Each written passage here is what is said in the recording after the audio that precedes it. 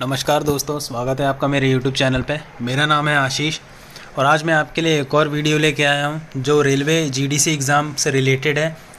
तो आज जो खबर आ रही है हमारे पास वो एक वायरल वीडियो है। एक्चुअली वायरल दो वीडियो हो रखे हैं जो एग्ज़ाम सेंटर से रिलेटेड है और एक न्यूज़पेपर की कटिंग भी वायरल हो रही है। पता नहीं सच है कि गलत है, बट ये वायरल हो रही है ट्विटर पे भी और व्हाट्सएप पे भी। तो आइए जानते हैं कि क्या सच्चाई है इनके बारे में और क्या होने वाला है आगे। तो सबसे पहले मैं आपसे एक अनुरोध करूंगा कि प्लीज़ मेरे यूट्यूब चैनल को सब्सक्राइब करिए, क्योंकि बहुत मेहनत लगती है, बहुत एफ़र्ट चाहिए बनाने के लिए ऐसी वीडियो। पहले तो मैटर कलेक्ट करना होता है, फिर बहुत सारी चीज़ें हैं। तो इसलिए मैं आपसे अनुरोध करूँगा मेरा यूट्यूब चैनल सब्सक्राइब करें और इससे मेरे को मोटिवेशन मिलेगा। तो आइए बात करते हैं कि क्या हुआ एक दिन के अंदर। कल मैंने जैसे आपको शेयर किया था PDF का जो स्क्रीनशॉट जो था, जिसमें बताया कि बच्चों के 100 आउट ऑफ 100 लेके आए हैं और ये भी देखा जा रहा है कि जो क्वेश्चन गलत थे, जैसे 10+2 वाले में एक क्वेश्चन गलत था, वो भी बच्चे वो सही करके आए हैं जो 100 आउट ऑफ 100। तो मतलब गलत क्वेश्चन को भी वो सही कैसे करके आ सकते हैं, ये तो मतलब सोचने वाली बात है।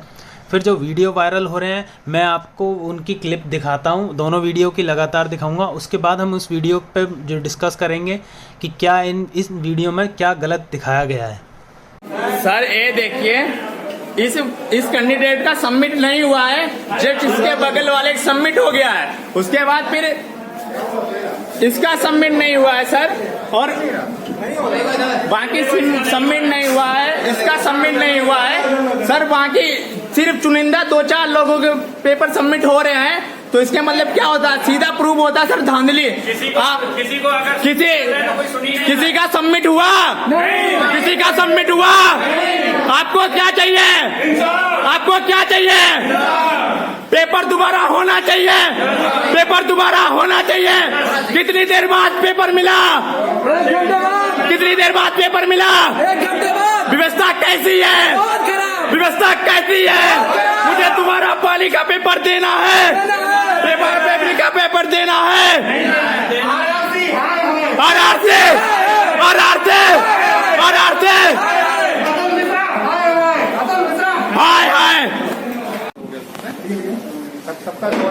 सर इसका पूरा पेपर होने के बाद और जब सबमिट का लास्ट टाइम आया तो अपने आप सिस्टम हैंग होने के बाद अपने आप रीसेट हो गया सर।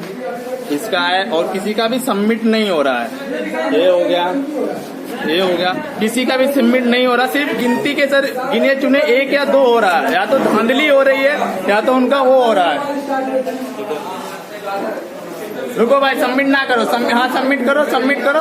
सबमिट सर होने के बाद ये सर्कल घूम रहा है, उसके बाद दोबारा कुछ हो ही नहीं रहा है और फिर पुनः वही प्रक्रिया आ रही है।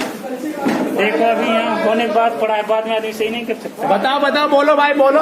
हो रहा है आपका, हो रहा है? नहीं हो रहा भाई, आपका हो रहा है? नहीं हो रहा। किसी का हो रहा है भाई? किसी का भी नहीं हो रहा।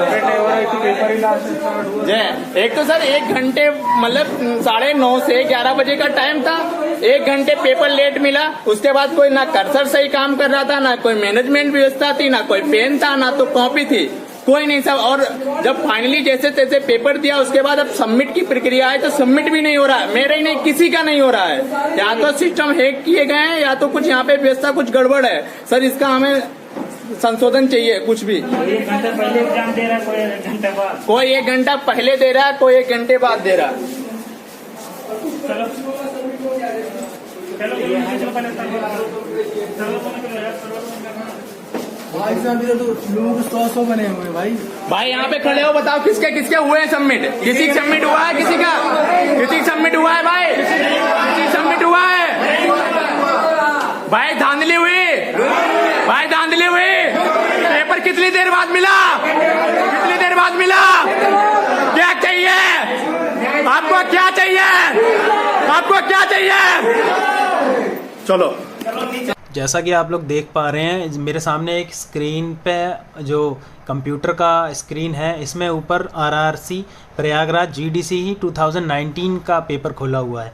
तो जैसा आप देख रहे हैं कि ये पेपर अभी सबमिट नहीं हुआ है, तो बच्चों की यही कंप्लेन आ रही है कि उनका पेपर सबमिट नहीं हुआ था उनके पेपर देने के बाद। इवन आप वीडियो में भी आप देख चुके हैं कि किस तरीके से लोग बैग लेके, कितने सारे बच्चे बैग लेके सेंटर के अंदर चले आए हैं, फ़ोन भी लेके फ़ोन से वीडियो बना रहे हैं। तो सबसे पहली बात कि सिक्योरिटी सिस्टम कितना वीक है कि बच्चे बैग लेके वापस सेंटर के अंदर आ गए हैं और इवन तब तक इन लोगों का पेपर सबमिट नहीं हुआ है। तो ये थोड़ा ध्यान देने वाली चीज़ है और इस चीज़ को आप ज़रूर वायरल करें कि पहले ये उन लोगों के पास तक पहुंचना चाहिए जो इन पेपरों को हैंडल कर रहे हैं, कैसे करवा रहे हैं, मतलब ये क्या सिक्योरिटी सिस्टम है जिसकी वजह से ऐसी ऐसी वारदातें हो रही हैं।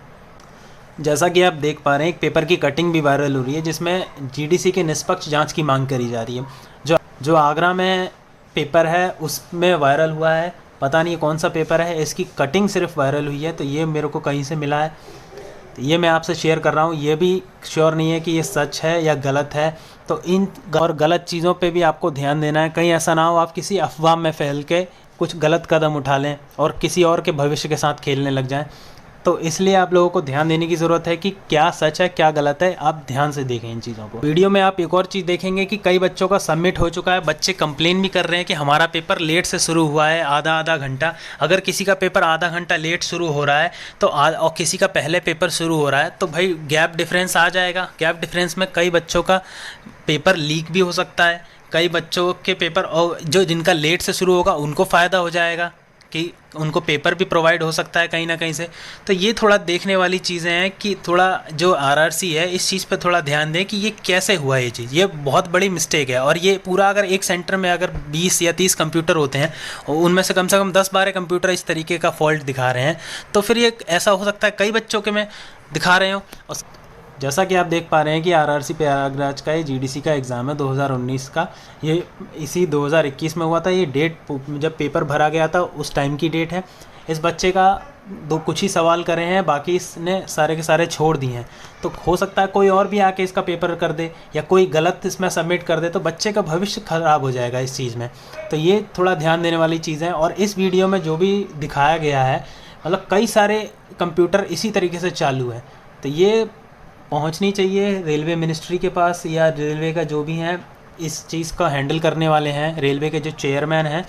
तो प्लीज़ इस चीज़ को ध्यान दें आप कि कैसे बच्चों का भविष्य ख़राब हो रहा है। और हो सके तो आप इस एग्ज़ाम के लिए आप इंटरव्यू रख लीजिए दोबारा से या CBT 2 कराया जाए।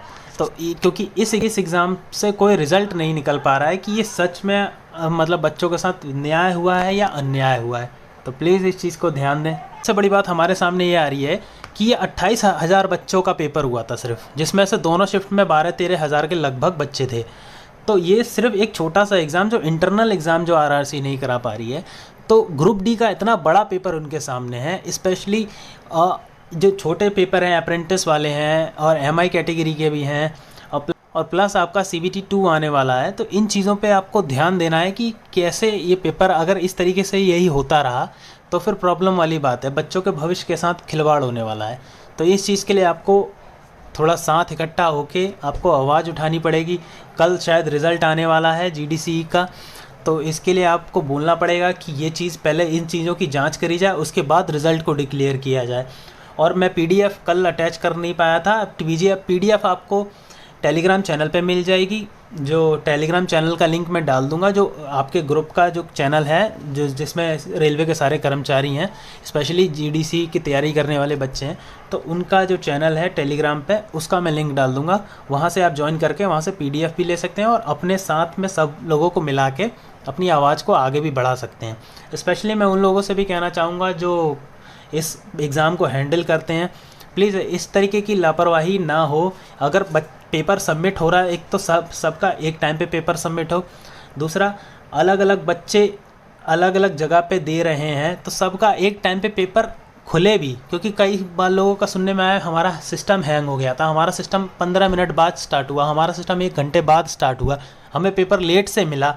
ये चीज़ें ऑनलाइन एप्लीकेशन में कभी, ऑनलाइन पेपर में कभी नहीं, या हमने कभी बैंक में भी ऐसा नहीं सुना था, या कि कोई भी SSC भी एग्ज़ाम कराता है ऐसा नहीं सुना। स्पेशली रेलवे में क्यों सुनना पड़ रहा है? तो प्लीज़ इन चीज़ों पे थोड़ा फोकस करें इन चीज़ों का, ये चीज़ें वायरल होके आ रही हैं, तो मेरा काम है इन चीज़ों को लोगों को जागरूक कराना। ये इन्फॉर्मेशन मैं शेयर कर रहा हूँ सब लोगों से।